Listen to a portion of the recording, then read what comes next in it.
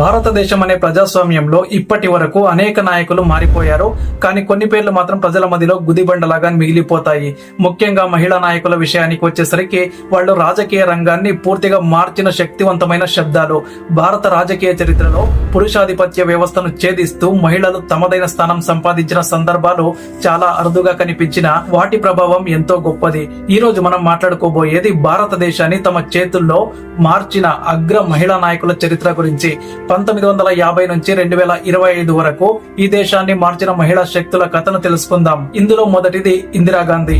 భారతదేశపు మొదటి మరియు ఇప్పటి వరకు కూడా ఏకైక మహిళా ప్రధాని. ఆమె పేరు ఇందిరా ప్రియదర్శిని గాంధీ. నెహ్రూ గారి కుమార్తె, కానీ ఆమె స్వయంగా ఓ శక్తివంతమైన నాయకురాలిగా ఎదిగారు. 1966లో ఆమె ప్రధానమంత్రిగా బాధ్యతలు చేపట్టి దేశ రాజకీయాలను గణనీయంగా మార్చేశారు. 1971లో పాకిస్తాన్ పై విజయం, అలాగే బంగ్లాదేశ్ స్వతంత్రత కోసం ఆమె తీసుకున్న చర్యలు, దేశవ్యాప్తంగా పేదల కోసం ప్రారంభించిన గరీబీ హఠావో ఉద్యమం, ఇవన్నీ ఆమెను ప్రజల మధ్య అపూర్వ నాయకురాలిగా నిలిపాయి. అదే సమయంలో అత్యవసర స్థితి అంటే ఎమర్జెన్సీ ప్రకటించినప్పుడు వచ్చిన విమర్శలు కూడా ఉన్నాయి. అయినా ఆమె చరిత్రలో శాశ్వతంగా నిలిచిపోయిన నాయకురాలు. ఇక రెండవది జయలలిత, అంటే తమిళ రాజకీయాల్లో అమ్మ. చిన్నతనంలోనే సినీ రంగంలోకి వచ్చిన జయలలిత అన్నా డిఎంకే అధినేత ఎంజీఆర్ శిష్యురాలిగా రాజకీయాల్లోకి వచ్చారు.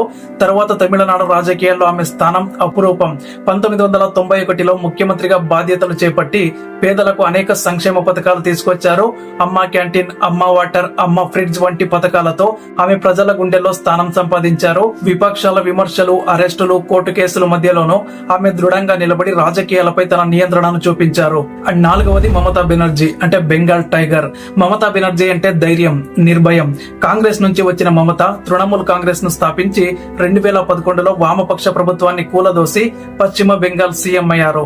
ఆమె చలనశీలత, ప్రజల కోసం పోరాటం, సాధారణమైన దుస్తులు ధరించడం, ఇవన్నీ కూడా ఆమెను ప్రజల నాయకురాలిగా నిలిపాయి. కేంద్ర ప్రభుత్వానికి దీటుగా నిలబడి రాష్ట్రానికి అన్యాయం జరుగుతోందన్న విషయం మీద నిరంతరం మాట్లాడే ఆమె మహిళా నాయకత్వానికి ఒక ప్రేరణగా నిలిచారు. అంటే నాలుగవది మాయావతి, దళిత రాజకీయాల్లో మహిళా శక్తి.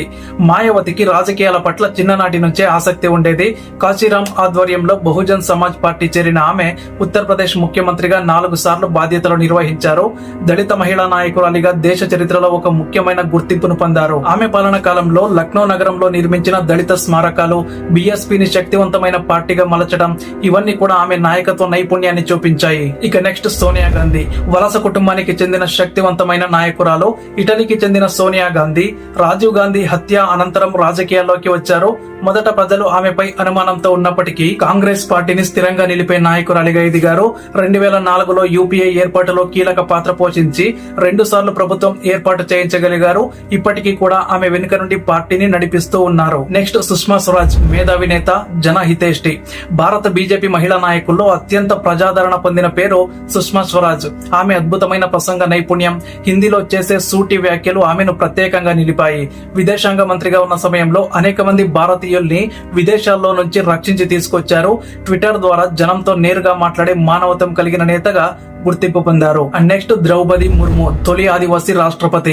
ఒరిస్సాకు చెందిన ద్రౌపది ముర్ము 2022లో భారత రాష్ట్రపతిగా ఎన్నికయ్యారు. ఆమె ఓ ఆదివాసీ మహిళ కావడం, సమాజంలోని వెనుకబడిన వర్గానికి చెందిన వారిగా ఈ స్థాయికి చేరుకోవడం, ఇది చరిత్రాత్మకం. ఆమె జీవిత కథ ఎంతో సాధారణమైనదైనా కూడా ఆత్మస్థైర్యం గొప్పదిగా నిలుస్తుంది. ప్రజలతో చెనువుగా ఉండే ఆమె తీరు, బహిరంగ కార్యక్రమాల్లో చురుకుగా పాల్గొనడం ప్రజలకు దగ్గరయ్యేలా చేసింది. ఇక నెక్స్ట్ స్మృతి ఇరానీ, నటీమణి నుంచి కేంద్ర మంత్రిగా. సీరియల్ తారగా ప్రారంభమై రాజకీయాల్లోకి వచ్చిన స్మృతి ఇరానీ బీజేపీలో యువ నాయకురాలిగా పేరు తెచ్చుకున్నారు. రాహుల్ గాంధీని అమేథీ నుండి ఓడించి కేంద్ర మంత్రిగా పనిచేస్తూ విద్య, మహిళా శ్రేయస్సు శాఖల్లో అనేక చర్యలు చేపట్టారు.